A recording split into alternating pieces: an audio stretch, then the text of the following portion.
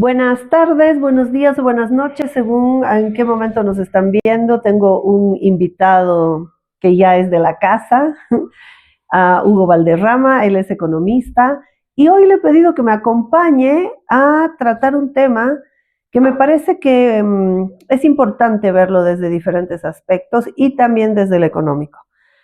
Es un tema que tiene que ver con las mujeres, el feminismo y ahora los problemas demográficos que se están teniendo por el invierno demográfico en muchos países y que está siendo una preocupación mundial.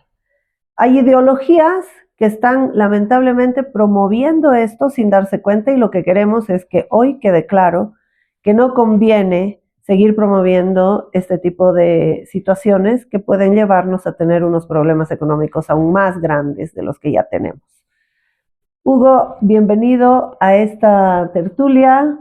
Bueno, quería leerte yo algo para iniciar y luego ya para que tú entres y hables más de este tema, porque tienes bastante conocimiento, de por qué yo he elegido no tener ideología, ¿no? Y eso que he estado en muchos grupos, como en algún momento en el Opus Dei, otro momento con los amautas, otro momento he estado en el mundo más esotérico, holístico, también en algunos colectivos que he ido para escuchar, ¿no? Que había ahí colectivos feministas, y también en la política, este último tiempo, metiéndome un poco ahí, y tengo la impresión de la ideología de que no necesariamente es algo que yo recomendaría.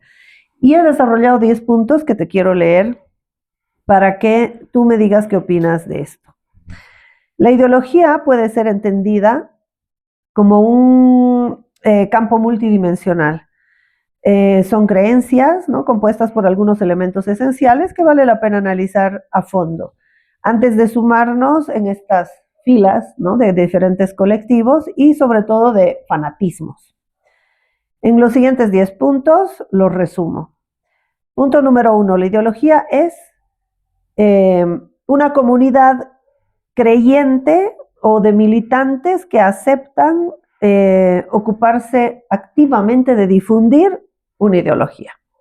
2, debe existir una sociedad dispuesta a albergar a esta comunidad de creyentes.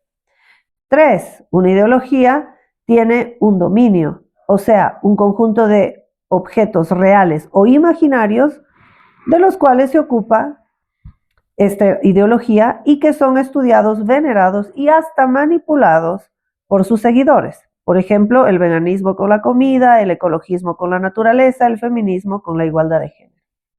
Y pongo la igualdad de género no porque no esté de acuerdo en que hombres y mujeres tenemos que tener los mismos derechos ante la ley, sino porque la igualdad es una utopía, como tú decías, ni entre mujeres hay igualdad. Entonces, ¿de qué estamos hablando realmente? 4, una ideología cuenta con una cosmovisión general, una visión del mundo que debe proporcionar la coherencia mínima y necesaria para la argumentación o para su propia propaganda, que también tú me comentaste, ¿no? No es que hay una cosmovisión general, o sea, ni siquiera, ¿no? Y que, bueno, yo te lo comenté que lo puse más abajo, ni siquiera hay algo objetivo en lo que se pueda respaldar muchas veces, ¿no? Una ideología adopta un núcleo duro de creencias no negociables, o sea, una serie de afirmaciones que no se ponen en tela de juicio porque significaría renunciar a la ideología. Por ejemplo, la idea de libertad para los liberales, la solidaridad para los socialistas, el Estado como algo innecesario para los anarquistas o el patriarcado para el feminismo, ¿no? Ejemplos que puse de cómo usan esta ideología adoptando este núcleo duro del cual no se pueden salir. Una ideología es un conjunto, este es el punto número 6, un conjunto de problemas por resolver. Y da la casualidad que solo esa ideología puede hacerlo. Problemas que tienen que ver con justicia y bienestar normalmente. 7, una ideología impone un sistema de valores y normas morales que suscriben la conducta de todos. 8, una ideología promueve ideales que solo sirven para motivar la acción, aunque sean metas inalcanzables, ¿no?, en sí mismas. Por ejemplo, Para una ideología religiosa, la salvación de las almas. Para el liberalismo, el ser humano que se hace a sí mismo sin ningún tipo de guía. Para el socialismo, la igualdad. Para el feminismo radical, la sumisión total de lo masculino. 9. Una ideología posee unos objetivos concretos que persigue. En el liberalismo puede ser el déficit fiscal. Es un objeto que persigue, ¿no? En el liberalismo el déficit fiscal, para el socialismo la reducción de la pobreza, para el feminismo leyes que privilegien lo femenino. Y 10 y última, la ideología tiene métodos, técnicas o medios que los miembros adoptan y consideran aceptables para alcanzar sus objetivos. Por ejemplo, para el totalitarismo, de izquierda o de derecha, da lo mismo, puede ser la censura previa. Para el socialismo, la intervención del Estado en todo ámbito de la vida del ciudadano. Para el feminismo, rechazar todo lo masculino sin discriminar contextos, ¿no?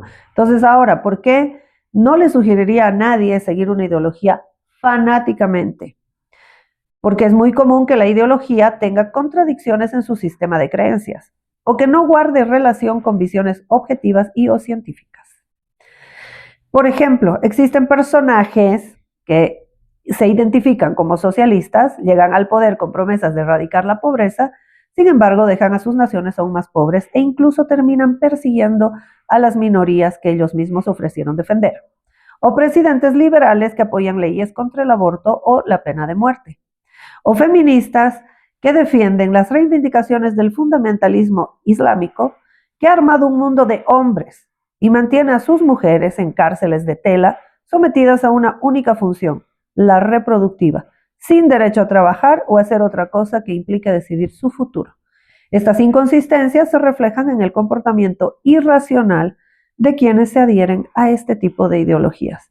Las investigaciones que se han hecho sobre el tema sugieren que las posiciones ideológicas, esto es científico, neurociencia, son en gran medida el resultado de un proceso emocional íntimamente ligado a disposiciones neuronales complejas, producto de las interacciones con un líder carismático que necesita fanáticos más que seguidores conscientes, con pensamiento racional y capaces de hacer una evaluación cognitiva crítica a sus postulados.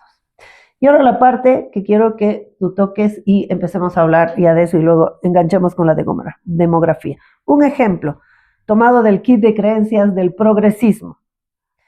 ¿Cómo es posible que un grupo de personas que se identifican con las reivindicaciones femeninas, que adoptan un tipo de lenguaje inclusivo, la defensa además de legislaciones especiales para personas transgénero y otras minorías sexuales, y al mismo tiempo apoyan dictaduras o regímenes como los de Venezuela, Nicaragua, China o Irán, donde esas minorías son perseguidas o declaradas ilegales? Huguito, te paso la palabra, dime qué opinas de todo esto. Gracias, Jordana, saludos primero a tu audiencia. A ver, citemos al profesor, quizás el filósofo más importante del siglo XX, fallecido hace unos años atrás, Roger Scruton, y él definía la ideología en 3 pasos que un poco compilan lo que tú has desarrollado. Él decía, primero, que la ideología es anticientífica, porque no se puede cuestionar. ¿Te das cuenta? O sea, la base de cualquier investigación científica es subjetiva. Es el cuestionamiento, ¿no? Claro, entonces, objetivo. Claro, o sea, lo estaba haciendo así, pero ¿por qué no lo puedo hacer así? O sea, y esto también un poco en la línea de Karl Popper también, ¿no? O sea, lo que no se puede cuestionar es ideología. Y esto mismo decía Scruton, ¿no? O sea, la ideología es, en primer lugar, es anticientífica porque no se puede cuestionar. Y si la cuestionas, rompes el credo. Claro, y ya no puedes pertenecer. Claro, entonces no puedes pertenecer, ¿no? Entonces es incuestionable, por ende es anticientífica. La segunda cosa que tiene la ideología es comúnmente una explicación de la realidad, pero en base al resentimiento. O sea, toda persona que adhiere a una ideología necesariamente odia algo. Entonces es polarizadora. Claro, odia algo. Tienes que odiar. Tienes que odiar al otro. Por la ideología te explica las cosas a partir del odio. O por lo menos lo canaliza a partir del odio, ¿no? Y la tercera cosa que tiene la ideología, que es la posibilidad de ser muy explosiva a nivel social. Él la llamaba como un catalizador de sociedades, Mueve ¿no? emociones. Claro, entonces, a ver, veamos un poco este asunto. Y el ejemplo clásico del muchacho pobre. Hay dos formas de que yo vea la pobreza. Si miro a mi vecino, que le va bien, lo puedo mirar con respeto, admiración y decir, a ver, ¿qué hizo este hombre para que le vaya bien? Lo imitaré. O veré sus pasos, aprenderé de él. La otra es, no, a él le va bien, por ende a mí me va mal. Entonces, la ideología te dice, sí, a ti te va mal porque a él le va bien. O sea, yo soy efecto, pero no soy causa. Claro, no soy causa de nada. Yo no soy causa de mi pobreza, no soy causa. Entonces, toda ideología empieza por ese lado, es decir, a ti te va mal porque a él le va bien. Claro. Ok, si tú estudias, y estoy leyendo el último libro de Axel Kaiser, se llama Nazi-Comunismo, nazis y comunistas tienen una cosa en común, esa, que le culpan al otro. Los problemas, claro, cualquiera. Mis problemas son culpa del otro, no son míos, son culpa del otro.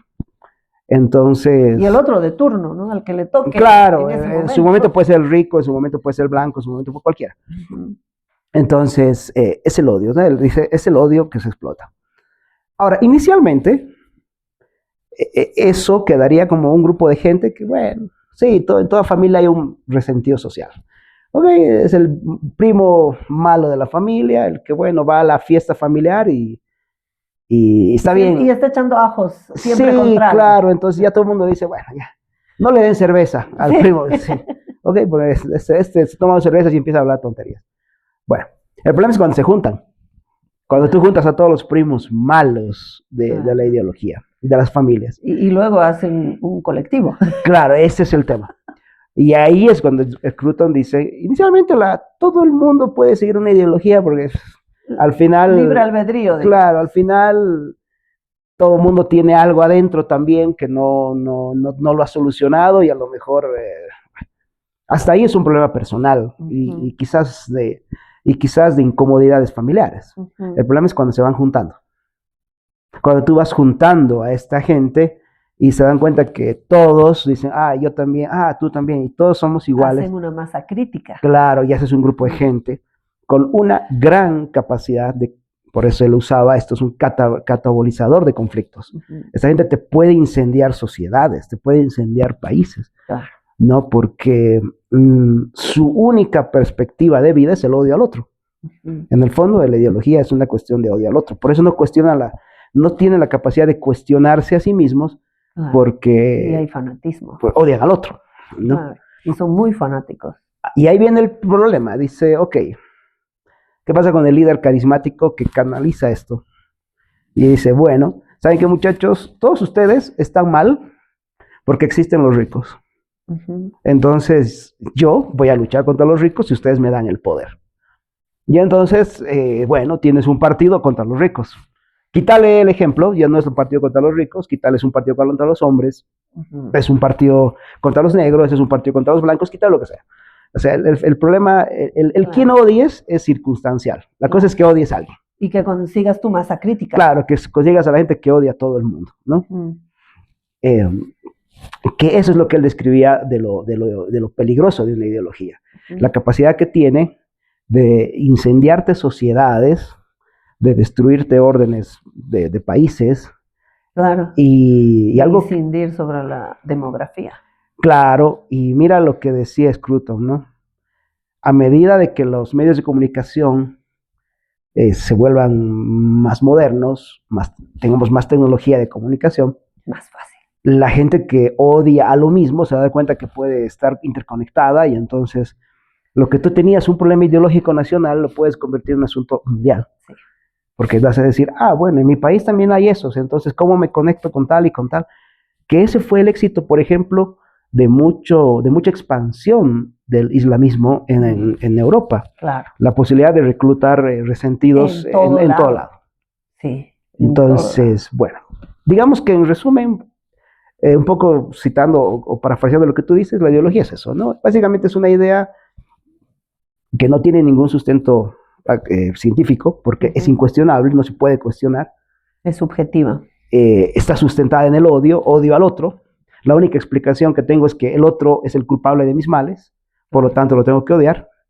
Y la tercera cosa de una ideología es que es muy peligrosa porque tiene la posibilidad de incendiarte las sociedades. Sí, sí, sí, sí. No, por eso hoy quería que hablamos del tema de la demografía, porque de alguna manera ciertos movimientos feministas, ¿no? Que no se les quita su mérito en el momento que surgieron y las reivindicaciones legales que pudieron lograr para las mujeres de esa época, ¿no? Pero creo que ahora se ha tergiversado muchísimo y ya está empezando a incidir también sobre el tema demográfico. No digo que sea solo eso, no, es multifactorial, pero un factor muy importante es que respaldan estas como sugerencias que se dan desde diferentes ámbitos de no tengas más hijos, si tienes hijos, o sea, eso está peleado con surgir, con poder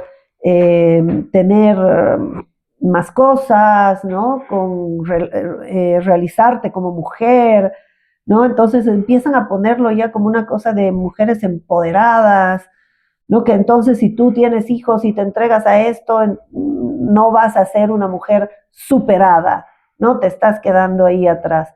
Y como todo esto, claro, al principio tal vez solo nos reíamos, hasta que dejas de reírte, porque empiezas a escucharlo cada vez más cerca, en más gente, y luego empiezas a ver cómo los países con invierno demográfico, ¿no? Están sufriendo esto por razones muy diferentes a las que tal vez en los países en vías de desarrollo se está experimentando este tipo de cuestiones, ¿no? Pero al final encontramos comunes denominadores. Mira, a mí me gusta mucho el estudio de la población, la demografía, es una materia que me ha gustado desde siempre. Y fíjate que además la biología, y ahí es indiscutible, o sea, la biología es una ciencia indiscutible en este punto. Método científico, claro. En este punto ha probado ha probado tres cosas la biología. Y recomiendo a la gente leerse un ensayo que se llama El Gran Viaje del Gen Humano. Es un ensayo que está disponible en internet, es de un economista, de un demógrafo y de un biólogo, lo hacen los dos, del año 2008, creo, 8, 9, por ahí. Y la demostración es la siguiente: la humanidad, como humanidad, hemos llegado hasta este punto gracias a dos cosas, que son las que demuestra. Migración, es decir, nos hemos movido de un punto de origen, lo cual demuestra que no hay pueblos originarios en ninguna parte del mundo que no sea el origen de la humanidad, que es allá por África. Claro. O sea, no hay más. ¿Ok? Y la segunda cosa que ha probado es que los grupos humanos nos hemos ido mezclando masivamente entre nosotros todo el tiempo. Y gracias a eso, la humanidad ha sobrevivido y se ha adaptado hasta llegar hasta acá. O sea, la humanidad es una de las especies más antiguas sobre la Tierra. Y es la especie que domina el planeta. Claro, o sea, la más antigua y demás. Y nos hemos, sí, obvio. Entonces, son las especies más antiguas. O sea, la humanidad es una especie muy antigua que ha sobrevivido, que ha dominado el planeta, que ha hecho cosas. Entonces, eso se debe a migración y mestizaje. Fíjate que es tan fuerte el mestizaje que inclusive el Neandertal, que era otro hombre que convivió con el Homo sapiens, no es que desapareció, se mezcló. Entonces hay gen de Neandertal en todas las personas del mundo, básicamente. He reconocido algunos. Sí, claro, hay varios todavía. Yo tengo varios primos que se han quedado en esa etapa. Okay. Bueno, entonces está mezclado el gen, es normal. Y la tercera cosa que ha demostrado la biología, esto ya tiene que ver un tanto con el comportamiento sexual de las personas, es que nuestro instinto de conservación de la especie es tan fuerte que mientras más alejado esté una persona, una potencial pareja de nuestro entorno biológico, más nos gusta. Entonces, por eso es que a los europeos les gustan las latinas. Y viceversa. ¿Te das cuenta? Claro, no, y además que para el tema de mejorar y evolucionar es lo aconsejable, o sea, es biología también, o sea, no es invento. No, por eso es lo que decía, ¿no? O sea, nuestro instinto de conservación es tan grande que uno ve y dice, mientras más alejado estés de un entorno, a ver, o sea, todas las chicas más Mejora o la menos especie. se parecen aquí, pero ¿qué tal si aparece? Y lo que sucede siempre, ¿no? En un grupo de chicos viene el muchacho de intercambio que no se parece a nadie y todos quieren con el muchacho de intercambio, ¿no? Pues sí, Claro, ¿no? Entonces, eso es parte del comportamiento de nuestro cerebro a la adaptación instintivo, de la biología. O sea, claro. este está más alejado de mi entorno biológico, por ende, puedo tener una reproducción que me garantice mejores genes. Exacto, Es natural en el exacto. cerebro sentir atracción. Acceso a evolucionar más, Entonces, y les pasa a ellos y nos pasa a nosotros, o sea, es claro. natural. ¿No? Entonces, hablar de grupos puros y demás es otra pretensión muy Es ideológica. una falacia, claro. Sí, muy ideológica. El otro día estaba en un debate con un indigenista que me insistía que él era puro. Hay unos análisis que te puedes hacer. Claro, yo me ¿Cuán mataba puro de, eres? claro, yo me mataba de risa porque no existe eso en la humanidad. Claro. No existe tal cosa, ¿no? Pero bueno, esto estaba tan cegado, Es una ideología. claro, que él se pasaba por alto la biología, la genética, la medicina, El ¿no? método Él científico, todo. era puro. De O sea, pura cepa. sí, la estadística reproductiva, por ejemplo. Mira, te voy a dar un dato. Para que nosotros estemos acá sentados, entre 1500 y 2026 han pasado más o menos 500 y pico años, ¿no? Claro. Tú y yo, si miramos para atrás, tenemos cerca de 6.824 antepasados en promedio. Solamente entre 1500 y 2026. Si miras para atrás es mucho más. Claro. O sea que estadísticamente la posibilidad de que todos mis antepasados no se hayan mezclado con nadie de otro lado Es una utopía. es una cosa. Y es como que yo tire una hoja suelta, así, hojas sueltas y caigo ordenadas en un libro, ¿no? No tiene, Claro. no tiene ningún sentido. Bueno, pero hay gente que insiste, ¿no? Pasándose por Claro. alto cosas tan evidentes como eso. Pero bueno, o sea, no hay pruebas que demuestren eso. Y la segunda cosa, otra cosa que demuestra el estudio, y esto tiene que ver mucho con la tendencia neomalthusiana que hay hoy día, es que la humanidad en realidad es mucho más fuerte cuanto más población tiene. Al revés de lo que pensaba Malthus. Claro, ¿no? claro. A ver, entendamos una cosa. Malthus, eso te da justamente la posibilidad de ser la especie que domina el planeta. Claro. Y no al revés. Lo que pasa que, a ver, yo a Malthus se lo disculpo porque él vivió hace un montón de siglos atrás, 4 siglos atrás, creo, 5. Sí, justo al filo de que aparezca la revolución industrial, ahí fue que lanzó su teoría, pero luego vino la revolución industrial y cambió todo. Correcto. Entonces él vivió en una época en la que el hambre una cosa es, la pobreza era una cosa común en la humanidad sí, hasta ya la revolución industrial. De muchísimos años. Entonces él decía, no hay forma de que la humanidad sobreviva a esta forma de producción de comida, de vida. Sí, porque decía que la humanidad se reproduce geométricamente mientras el alimento aritméticamente. Entonces hay una cosa, unos multiplican y tú sumas. Exactamente. Entonces nosotros nos multiplicamos. 1, 2, 4, 8, 16, 32, correcto. Así era la reproducción de la humanidad, ¿no? Claro, y esto era 1, 2, 3, 4. Entonces, sí. Bueno, pero él no pudo ver lo que vino después. Claro, y no entendió el principio básico de economía, que es la capacidad creativa del ser humano. Exacto. Entonces, él pensó que la riqueza era estática y por lo tanto, como era estática y era lo que tenía él, le preocupaba que, oye, no hay más y aquí hay muchos. Claro. ¿Qué hacemos? Nos van a morir de hambre. Sí, sí. O sea, en Malthus es entendible, ¿ok? Y disculpable. Claro, por su contexto, por su contexto histórico. ¿No? Sí. Ahora, que tú me digas eso. Ahora.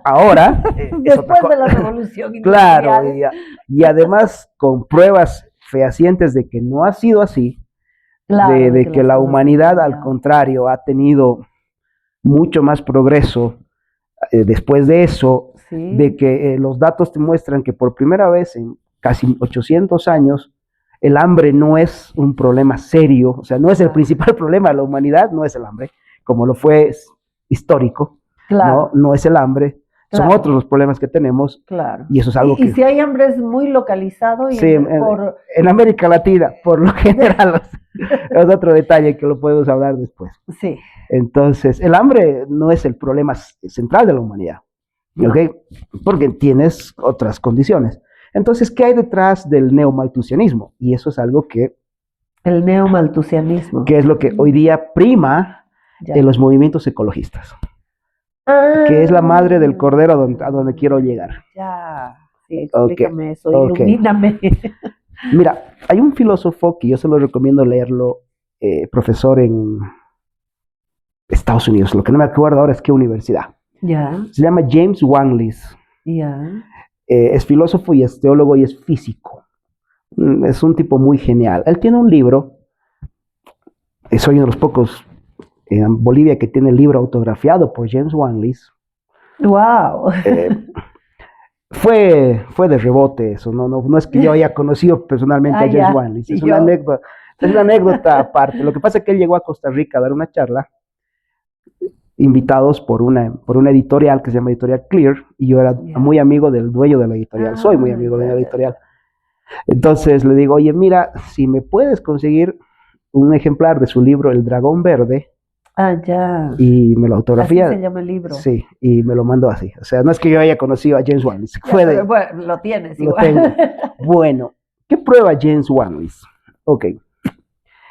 A ver, ¿qué hay detrás del neomalthusianismo? Y esto es una cosa muy enferma lo que está detrás. Uf, Bien, dice, a todo el mundo nos preocupa la naturaleza, ¿ok? O sea, no, porque es nuestra casa al final, claro, o sea, claro. pero una cosa es que me porque preocupa. dependemos de la naturaleza para subsistir. Los Sí, seres, claro, comemos somos plantas, parte animales, ¿no? minerales, claro. Somos parte de. Ahora, el tema no es que los ecologistas les preocupe la naturaleza, y aquí viene el punto ideológico, es que odian a la humanidad.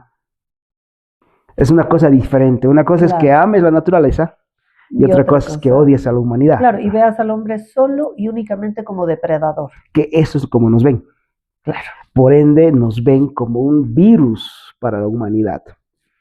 Y James Wanlis cita a varios filósofos ambientalistas, ecologistas, que han promovido abiertamente, por ejemplo, el exterminio de grupos sociales. Wow. O sea, y lo dicen. Lo mejor que le podría pasar Eso está en el libro. está en el libro. Y te dicen, ¿no? Tales grupos, o sea, no hay problema en que la mujer aborte, porque ese es un problema de pobreza, pero además si el niño tiene entre 3 o 4 años, es mejor cortar el problema de raíz. Por lo tanto, justifican el infanticidio. No. Lo justifican en la etapa pre o embrionaria y en la etapa Claro, de infantil. O sea, lo justifican en cualquier lugar, justifican el infanticidio. Claro. Y lo justifican, o sea, lo justifican. Voy a leer ese libro. Es muy buen libro de James Wanlis. Hay otro caso que, por ejemplo, él muestra cómo ciertas sectas ecologistas han llevado al suicidio a sus miembros. Bueno, sí. En Argentina hay un caso muy marcado. Sí, de eso me he enterado. Que el papá, esto fue como hace 15 años, la época que sale el libro sale en el 2010, más o menos. Yeah.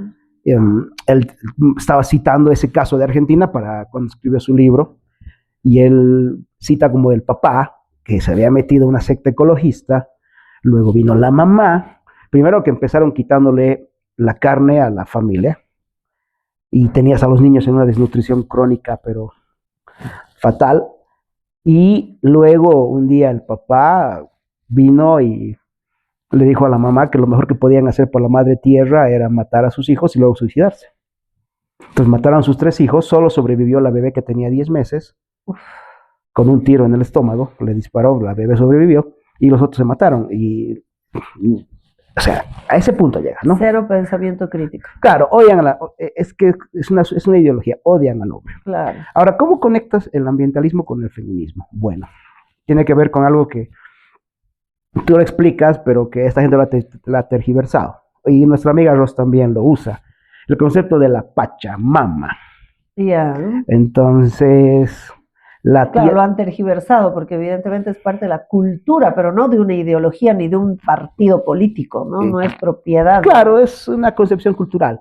Esta gente agarra y dice, ah, bueno, como la madre tierra, la tierra es una madre, entonces la madre necesita que las mujeres nos pongamos del lado de la madre, que es nuestra madre al final. Entonces las feministas asumen la posición ambientalista en función de que están defendiendo a la madre tierra, porque la tierra es una mujer que la está siendo explotada por los malditos hombres, en especial estos hombres que se dedican a hacer empresa, los capitalistas y demás cosas. Y obvio, y si es blanco, peor todavía. O sea, y ahí viene la conexión entre estos dos la puntos. vuelven a la madre tierra como la diosa Kali. Sí, hindusmo, correcto. ¿no? Que se come correcto. a sus hijos, ¿no? Y correcto. Claro, la madre que da vida por un lado y la diosa Kali que es la que toma la vida. Entonces, los grupos ecologistas empiezan a militar fervientemente en la antinatalidad por esa conexión que encuentran con el ecologismo. Que es una conexión que tiene un color bien interesante. Se llama verde. El color, o sea, son los Washingtons. Claro. Entonces, muchísimo dinero sale de varias fundaciones, tanto al financiamiento de movimientos ecologistas como de movimientos feministas. Porque el único objetivo que tiene este grupo es básicamente un objetivo antihumanidad. Tanto ecologistas como feministas conjugan en este tema, ¿no? Hugo, quería leerte aquí un documento que ha hecho Lupe Batallán. Es una escritora, investigadora y conferencista argentina. Y ella ha escrito este documento, está en su página. Ella es activista pro vida. Hizo una investigación muy rigurosa, aquí lo tengo, de 115 páginas es el documento y se llama El otro gobernante. Habla de 212 casos de financiamiento, condicionalidad e intervención del Banco Mundial y que esto tiene que ver con demografía y poder financiero. Ella dice que en 2018, ¿no? Cuando en Argentina se debatía el tema del aborto, este sacerdote José María Di Paola, frente al Congreso de la Nación, sostuvo que la promoción de la ley del aborto estaba directamente vinculada con los intereses de organismos financieros internacionales. Declaró que la despenalización del aborto era exigida a nivel global por el Fondo Monetario Internacional. Ahora, yo te decía que ya Robert McNamara, que era el presidente del Banco Mundial en los 60 y los 70, ya promovió estas ONGs, ¿no? Que iban a los diferentes países donde se pedían préstamos al Fondo Monetario Internacional y ya hablaban de esta condición para los préstamos sobre el control poblacional, ¿no? Ellos hablaban de control poblacional.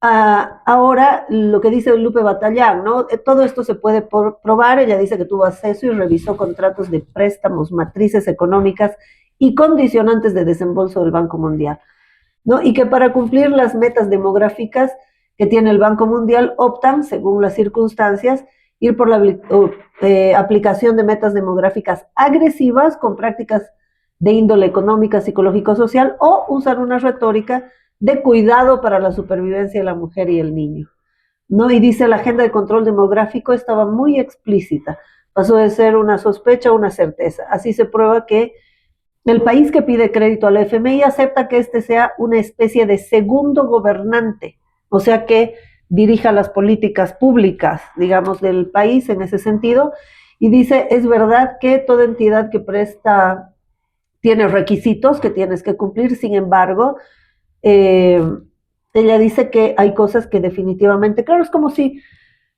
tú o yo iríamos a pedir un préstamo a un banco, Hugo, y el banco nos dice, ya, está bien, pero para el primer desembolso usted se esteriliza. ¿Qué tiene que ver con lo que estoy pidiendo? Yo quiero que me presten para mi negocio. Sí, no, te vamos a dar, pero claro, si me ven desesperada, me pueden poner entre los requisitos, pero necesito que usted traiga un certificado de que está esterilizada y no va a tener más hijos. Entonces, evidentemente, en condiciones normales uno no acepta eso. pero sí cuando un país está al límite, ¿no? Así es como el FMI decía ya, intercambia el rol de prestamista a ser el otro gobernante. El documento lo pueden encontrar, aquí está la página www.enlamiraresearch.com, ¿no? Ahí están las fuentes de donde ella sacó todo, y el Banco Mundial dice establece una serie de mecanismos para ejercer control sobre el pacto que se va a hacer. Los desembolsos se desbloquean entre 7 y 10 años, para que en cada desembolso hay condiciones, y este es el tiempo que normalmente tienen injerencia sobre el país. Mira, Maurice Strong, que fue un millonario, murió hace unos años, es el que se inventó el Día de la Tierra. El 22 de abril, perdón, el Día de la Tierra, donde la gente apaga las luces y todo. Es invención de Maurice Strong, ¿no? Él tenía muchísima llegada tanto al Banco Mundial como a la FMI. En parte de las ideas antinatalidad vienen de él. Él era un neomalthusiano convencidísimo, y esto lo explica muy bien James Wanlis. Dice, a ver, esta gente vio la oportunidad de poner sus ideas infiltrando estas organizaciones. Claro. Entonces me meto al FMI, como tengo el poder, tengo los contactos, yo voy a ir marcando las condiciones. Y esto agarra mucha fuerza. Ya en los 90, con los famosos estudios de población del Cairo del año 94, a mí me tocó estudiar esas cosas estando en la universidad, ¿no? Cuando ya se empieza a hablar, y más o menos somos contemporáneos, te vas a ubicar. Se empieza a hablar de género y no de sexo, por ejemplo. Sí, ¿no? Exacto, sí. Y se empieza a hablar de lucha contra la pobreza. Y dices, bueno, o sea, a ver, ¿cómo es esto de la lucha contra la pobreza? ¿Va a haber más riqueza para todos? No, va a haber menos pobres. ¿Te captas? Claro. O sea, no era la lucha contra la pobreza, era la lucha contra los pobres. Claro, no vas a ser rico. Te van a exterminar. Sí, vamos a exterminar a los pobres. Va a desaparecer la pobreza. Claro. Sí. Entonces... sí, lo que pasa es que nadie entendió esto del socialismo del siglo XXI, que en realidad cuando decía vamos a erradicar la pobreza significaba que iban a eliminar a los pobres. Bueno, en el caso de esta gente era la nuestra, ¿no? Vamos a acabar con la pobreza. La mía, la de ustedes, no sé. Clalo. Bueno, pero sí, ellos se hicieron ricos. Lo de Maurice Strong, que tiene mucha influencia en la Conferencia Poblacional del Cairo, y que luego es la que marca todas las demás conferencias, las famosas Agendas 2030 de la ONU, esta idea del globalismo y todo, que está muy bien explicado por Agustín en su libro, empieza por eso, ¿no? Porque tenemos que marcar una agenda antinatalidad. El principal objetivo es la agenda antinatalidad. ¿Cómo? Bueno, legalicemos el aborto. La forma de legalizar el aborto es quitándole la condición de vida al embrión, una manipulación del lenguaje, y yo tengo varios libros que son desde años previos a la conferencia del Cairo, porque además esta gente se viene preparando, es decir, la conferencia del Cairo no es que empezó, claro, fue la cúspide de la primera etapa, ya venían preparando eso desde antes, ¿no? Claro, esto lleva años. Entonces, 1960. Y de nuevo, la biología te dice que el embrión es una vida, punto. Tiene su propia cara genética y no sé qué. Y esta gente te lo presenta ideológicamente como que no es una vida, como que no es un humano, ¿no? Entonces empiezan a hacer una manipulación del lenguaje, claro. Luego empiezan a hablarte ahí aparece un tal Israel Kissinger, el famoso informe Kissinger, que le sugiere a los gobernantes que, bueno, ¿sabe qué? Van a ser muchos de aquí a un tiempo, y mejor que no sean muchos, que se vayan reduciendo, que se vayan cayendo. Entonces empieza esta idea de luchar contra la pobreza, pero no a partir de promover países más libres, más competitivos, que la gente pueda generar... Mejorar la calidad de vida para que puedan tener más hijos. Claro, o sea, a ver, la forma de luchar contra la pobreza es que haya riqueza, punto, claro. No hay otra, o sea... Y ahí que tengan el número de hijos que quieran. No, aquí era, ¿sabes qué? No, la forma de luchar contra la pobreza es que te quedes pobre, pero que no te reproduzcas. Claro. Ahora, irónicamente, la gente que promueve estas ideas es la misma gente que luego dice que está en contra de la discriminación. Y dices, o sea, claro. no te gusta la discriminación, pero no estás promoviendo la idea de que los pobres no se reproduzcan. Claro. Y ese es el objetivo. A partir de la conferencia, y y si hacemos memoria, es a partir de los 90 que empiezan a aparecer cuestiones de la sobrepoblación. Claro, sí, en los 90. En los 90. Y yo me acuerdo cuando estaba en la universidad, te decían, el mundo está sobrepoblado. El mundo está sobrepoblado. El mundo está sobrepoblado. Es más, en la universidad, que hace poco dejé de trabajar, una vez dieron una charla y me sorprendió cuando el profesor que daba la charla dijo, no se puede discutir la sobrepoblación, eso es un hecho. Y mi cuestionamiento fue, ¿y cómo explicamos que Europa en este instante tenga problemas con las... Invierno demográfico. Claro, el invierno demográfico con una directa afectación al sistema de pensiones. Sí. Y a su economía. O sea, y el tipo me intentó dar la vuelta, no, es que la gente vive mucho, ya también, o sea, nos quería deshacerse de los viejos. Quería deshacerse de todos. Del mundo. O sea, estas son, ¿sabes qué pasa? Estas son ideas perversas, son ideas muy perversas, pero que han tenido el financiamiento como para meterse en la opinión pública como verdades científicas, verdades incuestionables. Como dogmas incuestionables a los que tenemos que adherirnos. Por eso te he invitado hoy, para que demostremos que no. No. Ahora, fíjate, los países que han aplicado a rajatabla esto y lo han vendido en los años 70, 80 y 90 como el mundo desarrollado y el primer mundo, y te voy a citar un par. España. Uf. No, España en los 70, 80 y 90, todas las mujeres eran feministas. Sí. No, las mujeres era el ejemplo de la mujer moderna era ser española, ¿no? Claro, y ahí tienes ahora, o sea, el invierno demográfico en España es atroz. En el informe de Lupe decía que para el 35, van a haber 3 adultos mayores por cada joven en edad de trabajar. Uno va a tener que mantener 3 en 4 España. 4. A él y a 3 más. Bueno, claro, sí. 3 ancianos por cada joven en edad laboral. ¿Cómo vas a sostener eso? ¿No? Y no están muy lejos Italia, Francia. Bolivia.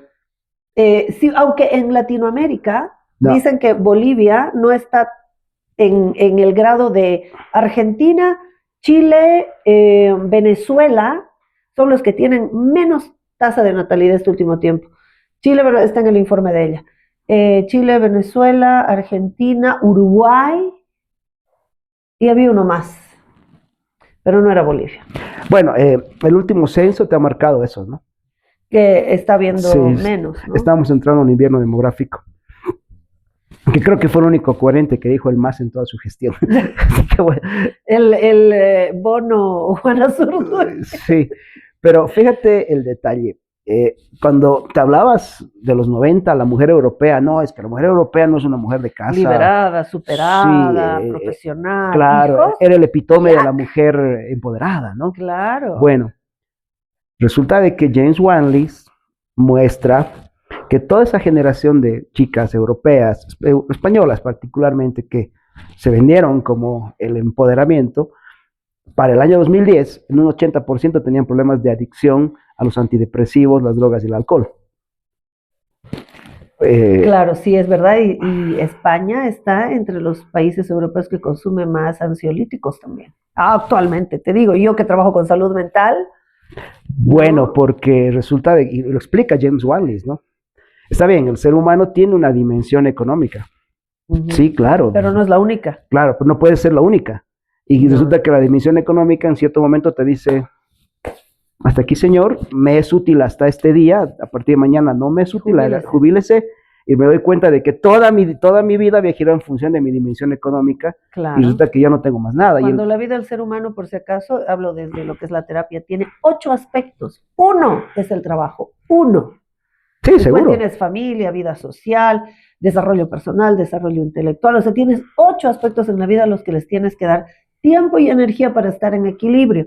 La familia de origen, el núcleo familiar, los hijos, ¿no? Entonces tienes 8 aspectos que son parte de ser un ser humano. Y si te identificas solo con el laboral, termina tu trabajo y perdiste, ¿qué? Toda tu vida.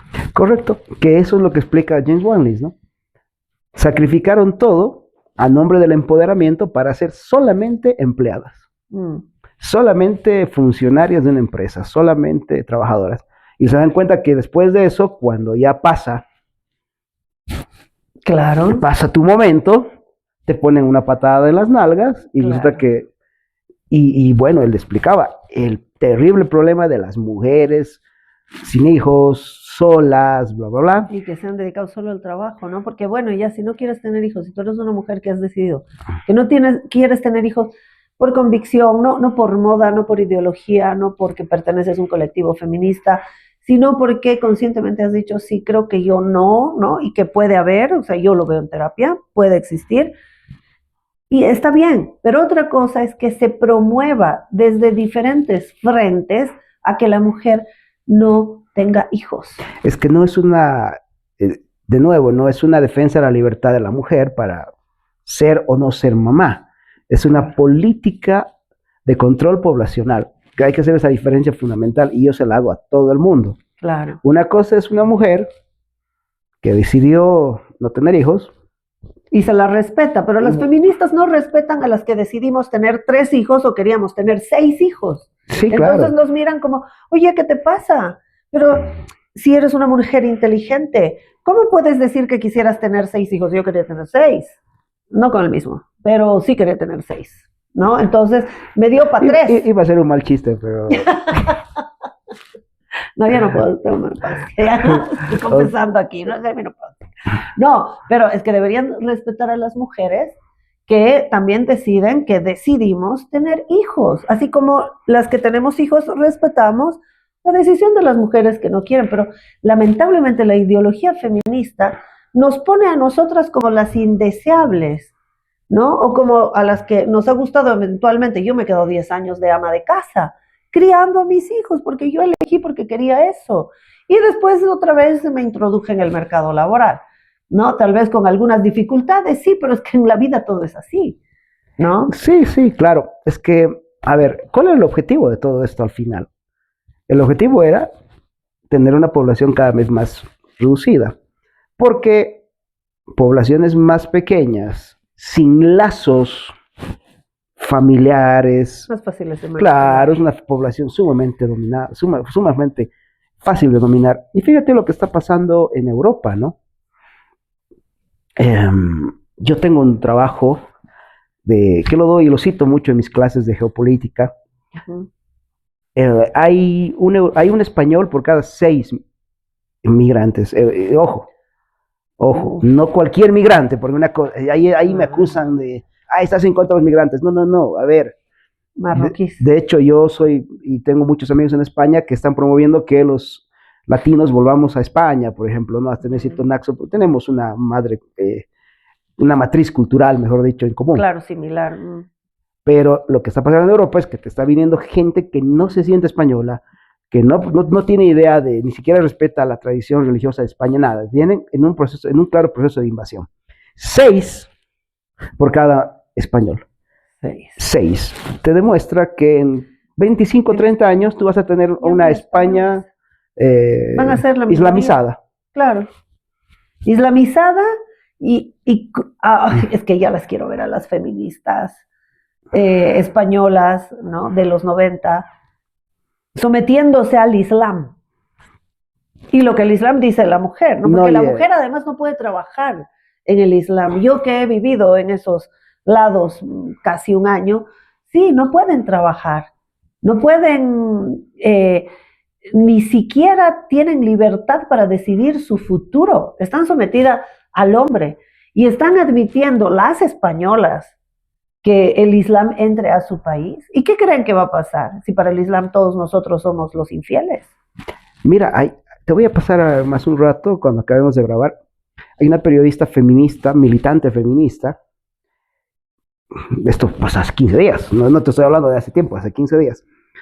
3 muchachos marroquíes van y le destrozan la cabeza a plan de palazos a un jubilado, ¿no? Y se entran a su casa, obviamente, lo que hacen. Entonces, la prensa, un tanto conservadora todavía, porque es la minoría, por si acaso, no es que haya mucha prensa conservadora en España, pone esto como hace asesinos de origen marroquí destrozan el cráneo al jubilado español, ¿no? Y entonces Claro. ella sale a criticar el titular. Pero me parece muy fuerte que se les llame asesinos. Claro, esas son las incoherencias. Dices, oye, ¿sabes qué? Estos, Sí. estos tres tipos, si te tienen al frente, te van a abusar sexualmente y te van a matar. Claro, no, y en Argentina también, mis hijos que viven allí, en Argentina también hay esto de que, el ladrón, no, pobre, hay que tenerle lástima porque son sus condiciones. Víctima de la sociedad. Claro, entonces ¿qué estás defendiendo realmente? Ya no hay racionalidad, o sea, no hay pensamiento crítico de ninguna clase. Es que no es un asunto de qué defienden, es un asunto de que a qué sirven. Y aquí es la destrucción de las sociedades a partir de la destrucción de sus valores y sus pilares culturales y morales. Porque les inculcan unas ideologías que están... En algún caso, sí, hay gente idiota que se dejó llevar por las ideologías, pero ten por seguro que por arriba hay un proceso consciente que manipula esto para destruir países. Eso... No, sí, es ingeniería social. Eso te lo anoto como en el cacho. Sí, no, estoy segura de eso. Porque las fuentes de financiamiento son increíbles. Mi próximo libro sobre el Islam, tengo varias. Ya quiero que Sí, ya va a salir ya. Hay varios meses de atraso, pues que ha pasado de todo en este país. Sí, ha pasado. Ha pasado de todo en este país. Menos mi libro ha pasado de todo. Así que, bueno, ahí hay unos datos increíbles porque los mismos tipos que financian grupos feministas son los mismos tipos que luego financian que lleguen masivamente musulmanes a Europa y a Estados Unidos y ahí ves a Europa, ¿no? Y Europa entonces dices, ni suena. Claro, aquí hay una plata de gente que primero usa ciertos grupos para destruir las sociedades y luego trae a sus enemigos para que la acaben de difundir. Punto. O sea, hay mucha plata. La Fundación Rockefeller, por ejemplo, millones de dólares a la migración, a los grupos pro migración. Entonces, una feminista que sale de una ONG tiene que responder al que le financia. Claro. Y el que le financia le dice, ¿sabes qué? Hoy estás en contra del patriarcado, mañana estás a favor del patriarcado, pero del islámico. Claro, te marcan la línea, ¿no? Igual que en el periodismo, por eso yo no me dediqué a la comunicación porque quería ser periodista. Y en la época en que yo salí, la época de los 90, que entré a la universidad, ya me di cuenta que, claro, tú tienes que seguir la línea del medio, ¿no? Y yo no soy una persona que obedezca mucho la autoridad. Entonces decidí no. Y claro, es lo que dices, las ONGs es la misma historia, ¿no? O sea, esta es la línea ahora. Hoy. Mañana, quién sabe, pero te vamos a dar la línea nosotros, ¿no? Sí, no discutas mucho. Sí. Así, Huguito, bueno, ya se nos acaba el tiempo, me ha encantado, tenemos que hacer una segunda charla, quería que abarquemos algunos tópicos más sobre este tema y además hablar de otros temas que ya te comenté. Entonces, si tienes predisposición, haremos otro round más. ¿Qué te parece aquí a 2 semanas? Sí, a tus órdenes. Gracias. Gracias, Hugo, por estar hoy aquí. Nos has aclarado muchas cosas. Espero que la audiencia también. Y pronto vamos a estar con nuevas. Yo creo que es necesario que empecemos a hablar en las redes, en medio de tanta basura que también hay. Empecemos a hablar de estas cosas y fomentar el pensamiento crítico. Sí, claro. A ver, una de las cosas que se está perdiendo en nuestros países, y es una de las razones, si me regalas 2 minutos, claro, por las que he dejado la universidad. Sí. Me he jubilado de la universidad, no por la edad, me he jubilado por en lo que se ha convertido la universidad. Es porque... De eso podemos hablar. Mi triste historia de docente. Sistema educativo, no, el sistema educativo. Ok, si quieres, lo conversamos. Ya, nuestro siguiente tema. Mira, me he ido porque las universidades me han ido decepcionando de a poco, pero lo último que pasó fue el impedirme ejercer conocimiento dentro de mi aula. No sé si te comenté, bueno, te lo comento ahora. Me han impedido, por ejemplo, que en mi materia de geopolítica no toque la influencia del crimen en la política latinoamericana, cuando es algo que se ve y se palpa todos los días. Y que está ahora ahí campeante. Me han impedido que hablemos de los conflictos religiosos. De hecho, tu visita a mi aula fue motivo de crítica de la dirección, porque supuestamente el Islam no tiene que ver con geopolítica. Y yo les decía, estos señores no han leído ni media página No, del mundo, no tienen idea. viven en una realidad paralela, En su burbuja. en su burbuja, que no tienen idea de lo que está pasando en el mundo. Y eso fue lo que culminó, digamos, la mala paga, los malos tratos, te los puedes bancar, pero cuando ya llega al punto de, oye, ¿sabes qué? Ley mordaza. Claro, Esto tienes, puedes decir, esto no. esto puedes decir, esto no, conmigo no va. Y esa es la razón Claro. fundamental. Bien. Me fui por eso, porque a mí no me van a decir que tengo que enseñar y que no, en materias en las que además yo he dedicado mi vida entera a estudiarlas. Claro, No, claro. Y estás además dando, eh, eh, digamos que argumentos válidos para decir lo que estás diciendo, ¿no? O sea, yo he ido a tu aula a dar esa charla y soy una persona que ha vivido allá. A mí nadie me lo ha contado, lo he visto y he entendido cómo funciona esa sociedad. Y claro, y mientras he estado ahí he dicho, ay, qué bonito, qué pintoresco, wow, qué linda la cultura, porque pobre de mí que hubiera dicho lo contrario en medio de yo sabía cómo cuidarme, si tonta no soy.